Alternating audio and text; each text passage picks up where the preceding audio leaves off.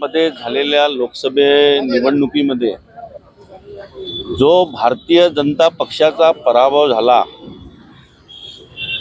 हे भारतीय जनता पक्षाच्या नेत्याच्या जिवारी लागलेला आहे।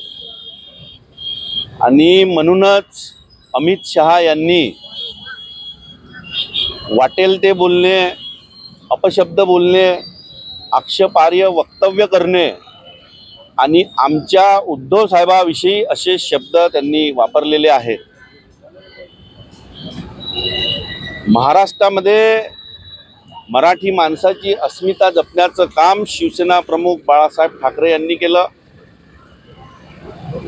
उद्धव बाळासाहेब ठाकरे हे या राज्याचे, महाराष्ट्राचे लाडके मुख्यमंत्री म्हणून ज्यांनी काम केलं, या महाराष्ट्राचं नेतृत्व त्यांनी केलं।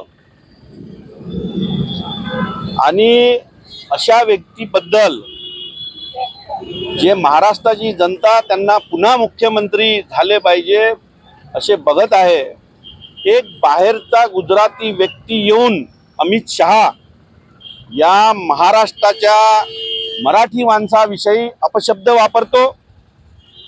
शिवसैनिकांचा अपमान आहे, महाराष्ट्राच्या जनतेचा हा अपमान आहे। आणि त्या गुजराती अमित शहानी या महाराष्ट्रात येऊन सामान्य जनतेच्या गालावर झापड मारण्याचं काम असं वक्तव्य करून केलेलं आहे। आणि म्हणून आम्ही संपूर्ण लोक या वक्तव्याचा, अमित शहाचा या ठिकाणी निषेध करतो।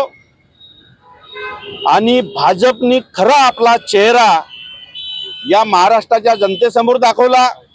आपली गुंडागर्दी या ठिकाणी महाराष्ट्रात ते दाखवत आहे, परंतु महाराष्ट्राची जनता, शिवसैनिक हे कदापि खपवून घेणार नाही। आणि येणाऱ्या या विधानसभेच्या निवडणुकीमध्ये या महाराष्ट्राची जनता या वक्तव्याचं, या गुंडागर्दीचं या विधानसभेमध्ये येणारा पराभव केल्याशिवाय राहणार नाही।